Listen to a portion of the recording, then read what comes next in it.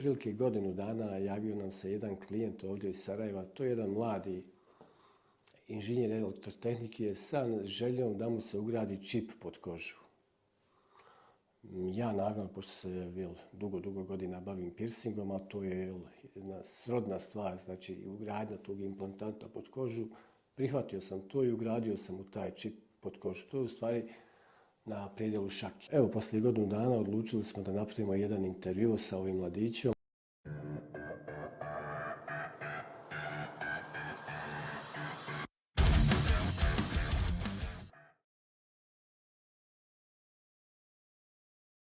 Ima, kako sam spomenuo, u sam grupi na Facebooku sa ovom ekipom koji proizvode ove implante, koji rade, koji ugrađuju.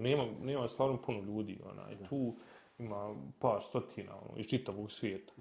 Ali imaju magnetni implanti koji ljudi stavljaju u vrhove prstiju, ispod jagodica i mogu podići spajalicu i osjetiti metal. Vidi, sad mi pada na pamet, pa možda oni Mađioničari kad ovo dižu, možda je to tamo. Može, to je to. To je to, možda i oni imaju. Pa zašto služi ti magneti? Ima neko što određeno, u stvari, osim da metal možda privlači ili tako? To je to. Ima stvarno. I da imaju problema na ovim... Na skenerima i to je to. Mislim, ljudi svašta rade. Uključujući i meni. Ma dobro, hajde recimo, meni je interesantna stvar i sa namjenom, jel? Ma da, mislim, ja sam radio to iz dva porva, poslom, hajmo reći zbog posla i hajmo reći iz ove privatne, s privatne strane. Ali možda i znatiželji u tom su svijetu. Definitivno, znatiželje i želim uraditi, želim dati svoj doprinos razvoju ovih stvari, tako da još imaju implanti sa LED diodama gdje svijetli. To je trojkava u stvari. Da, to je najnoviji čip koji bukvalno svijetli. Kad se prinese čitač, ruka svijetli gdje je čip. U stvari on nema neku funkciju tog svjetla osim da svijetli. Da. To je samo svjetleći piercing, hajmo reći. Da, ima još najnoviji fazon gdje pošalju svoju kreditnu karticu, on napravi implant od čipa iz kreditne kartice i onda se može plaćati sa tim implantom. Kao sad kad telefon prisloniš, isto znači kao telefon. Ruku prisloniš. Samo najveća mana tu je što moraju izvati taj implant kad kartica istekne. Bankovna. Tako da... U stvari ne moraju ako ti nećeš karticu... koristiti, ne moraju izvati. Nisam te pitao vađenje čipa, jesi razmišljao o tome i u stvari taj tvoj ne trebaš vaditi tijela. Pa nema potrebe.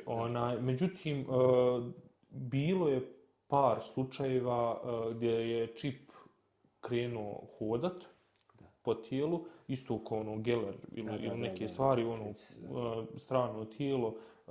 Bilo je par slučajeva gdje se kretilo pa se mora izvati, to ide hirurškim putem, napravi se mali rez i izbaci se kao mala pilulica, samo se istisne. Tako da nije pretjerano komplikovana procedura vađenja implanta. Pretpostavljam da ima ljudi koji su dosta čipova ugradili u sebe. Ima. U ovoj grupi ima jedna žena iz Austrije koja ima čak 27 komada čipova u rukama i po tijelu.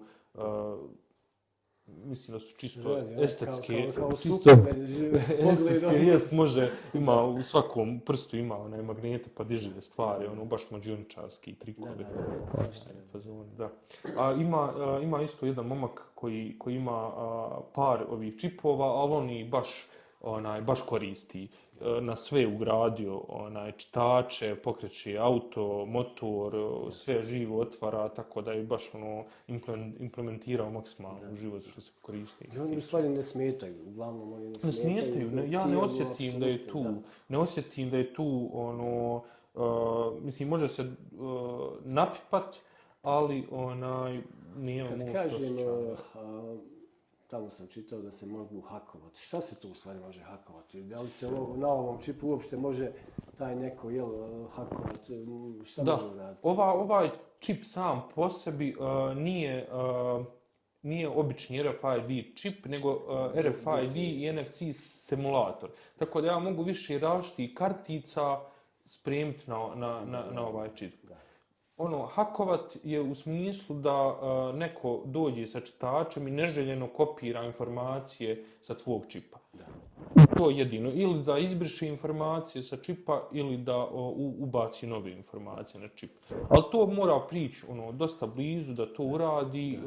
I opet i kad to uradi nije nešto postiglo da ti ako nema neka high security zgrada koju samo ti imaš pristup i koje je pristup staje jedino taj čip, onda je to problem, ali ostalo nema nekih većih opasnosti što se samog tog, više i krađe podataka nego hakiranje. Zvuči dosta interesantno.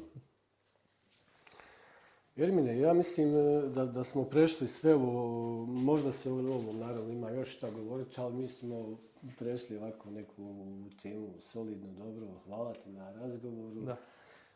Hvala tebi na ugradnji prije svega, jer je bilo teško naći u Sarajevu ko će to uraditi. Mislim, ne samo u Sarajevu, nego i šire. Ko želi, može ugraditi, tu je, postoji. Da, hvala ti. Hvala ti još jednom i sretno ti sa svim. Hvala.